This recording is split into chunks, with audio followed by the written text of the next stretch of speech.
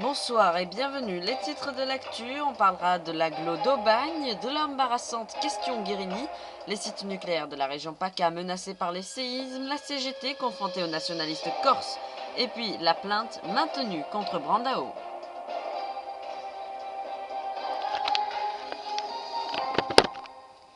Bonsoir à tous et bienvenue dans votre édition de Bouches-du-Rhône Info, la toute première. On parle donc aujourd'hui de Magali Giovanangeli qui a été élue présidente de la communauté d'agglomération du Pays d'Aubagne et de l'Étoile. Elle succède donc à l'ancien président qui a été mis en examen en question de l'affaire Guérini. On l'écoute tout de suite, c'était sur LCM à midi. Ce territoire a montré jusqu'à présent à la fois sa force, ses innovations, son esprit de créativité. Il a besoin de continuer et on n'en a jamais fini avec l'invention, la créativité et surtout l'élargissement de ceux et de celles qui auront envie d'y venir, de travailler avec nous pour continuer à avancer sur un territoire dans une aire métropolitaine qui a sa place, sa personnalité, qui se façonne peu à peu et qui va permettre sans doute de gagner les étapes suivantes de non-intégration à un Grand Marseille et d'une belle réussite d'une aire métropolitaine partagée et coopérative. Voilà donc pour cette actualité. Dans le reste aujourd'hui de l'actualité, on parle de l'embarrassante question de l'affaire Guérini. En effet, on parle aujourd'hui de l'affaire Guérini. L'affaire Guérini, donc on en parle à l'arrivée des cantonales. Évidemment, c'est dans quelques instants. On va parler également de l'OM et de la plainte maintenue contre Brandao. Aujourd'hui, les avocats de la femme qui a dénoncé un viol se sont donc exprimés ce jeudi. Pour eux, leur cliente est bien une victime.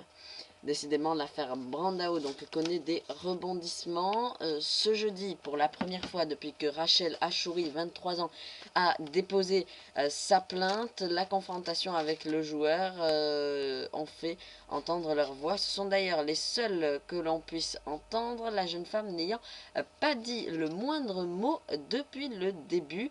Or, si après la mise en examen pour viol de Brandao mercredi soir, le retrait de la plainte avait été annoncé par l'avocate du joueur, les deux conseils de Rachel Achouri ont donné une autre version.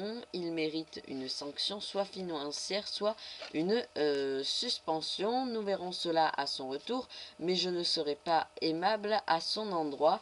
C'est ce qu'a dit le président de l'OM, Jean-Claude Dacier, à propos de Brandao. Le joueur a lui demandé la permission de partir quelques jours se remettre en famille au Brésil. Autorisation accordée. On parle maintenant de l'embarrassante question Guérini. En effet, parler ou ne pas parler de Jean-Noël Guérini. Après le rapport d'Arnaud Montebourg sur le PS des Bouches-du-Rhône, on parle donc de Martine Aubry. Europe Écologie Les Verts aussi est montée au créneau. Cécile Duflot a estimé qu'il n'est, je cite, pas possible en l'état d'appeler à voter PS au lendemain du premier tour. Le mouvement écologique défend quant à lui l'option auprès des socialistes et de l'ensemble de la gauche de notre représentant que Jean-Noël Guérini pour siéger comme président du Conseil général en cas de victoire. Au Parti communiste français, le secrétaire départemental Pierre Dharréville indique être avant tout dans la logique de faire gagner la gauche et indique que les candidats auront des exigences en matière de gouvernance avec le PS.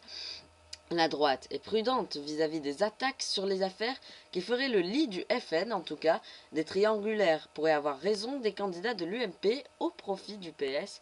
Présent pour un meeting, Jean-François Copé, secrétaire général de l'UMP, a fait l'équilibriste selon un rapport de 20 minutes Marseille, dénonçant le silence de Martine Aubry sur les faits rapportés par Arnaud Montebourg. Il s'est amusé à proposer une carte d'adhérent d'honneur de l'UMP au député PS, mais le gros propos du discours apporté sur le Front National, chez qui il faut distinguer, selon lui, les dirigeants et les électeurs, une stratégie reprise notamment par Jean-Claude Gaudin, qui disait comprendre les gens qui ont peur d'une immigration non contrôlée. Et on parle du reste de l'actualité et des sites nucléaires maintenant de la région Provence-Alpes-Côte d'Azur qui seraient menacés par les séismes. Comme vous le savez, le Japon est dans une situation économique et catastrophique critique. Alors, partout dans le monde, les gens se remettent en question, la Suisse et la France notamment. La France, une grande puissance nucléaire, et les sites nucléaires donc de la région PACA seraient menacés par les séismes. En effet, la région donc reste exposée aux tremblements de terre. 4 sites nucléaires majeurs, le Tricastin, Marcoule, Toulon et Cadarache. La région PACA compte sur ses terres ou à ses frontières plus d'une dizaine de sites produisant, stockant, recyclant ou utilisant du combustible nucléaire, alors que le Japon est confronté à un risque d'accident nucléaire majeur à la suite du tremblement de terre de Sendai. En tout cas, en France, évidemment, en Provence-Alpes-Côte d'Azur, c'est de 5 la moyenne, donc une activité sismique pas excessivement grosse contre 8,7 à Sendai. Donc évidemment, normalement, les bâtiments devraient résister, mais il faut savoir qu'à Lambesc en 1909, la Terre avait tremblé d'une magnitude de 6,2 et ce qui avait fait 46 morts et plus de 250 blessés. Le CEA s'est fait rappeler à l'ordre l'an dernier pour Cadarache, évidemment, pour réaliser des études sur le risque de liquéfaction des sols dans un de ces laboratoires. En tout cas, aujourd'hui, l'autorité de sûreté du nucléaire rassure en ce moment même. Plusieurs dizaines de manifestants, en tout cas, se sont rassemblés hier vers 16 h devant Cadarache pour réclamer la transparence sur le risque nucléaire en France. On parle également de la CGT qui est confrontée aux nationalistes corses. La grève à la SNCM n'en finit plus et ce sont les Corses eux-mêmes qui viennent maintenant un peu bouger tout le monde. Et ça fait quand même un peu de bien au moins quelquefois. En effet, les remis en question ne sont plus les marins. Enfin oui, ce sont eux, mais ceux qui remettent en question les marins ne sont plus les personnalités politiques. En effet, ce sont désormais un autre syndicat, un syndicat corse, qui demande notamment la fin de la grève. La météo pour demain avec météo-marseille.com. Je vous conseille ce site très intéressant, site notamment gratuit qui vous donne la plupart de la météo. Excellent site d'ailleurs. Donc demain mardi, la pluie refera donc son apparition sous forme d'ondées seulement en journée, de manière plus continue et peut-être plus forte en soirée. Il fera 10 à 12 degrés le matin, 15 à 17 pour les maximums.